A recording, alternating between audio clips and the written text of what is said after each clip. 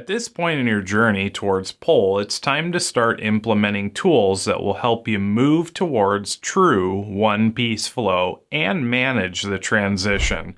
Kanban is one of the best ways to do this.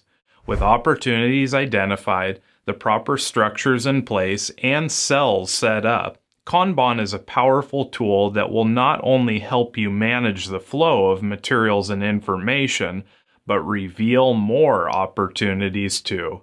Over the next few modules, we will cover critical pieces of information for your Kanban system, like basic rules that your Kanban should follow, the different types of Kanban, feedback in a Kanban system, the different functions that Kanban fulfills, and the basics of how the system works.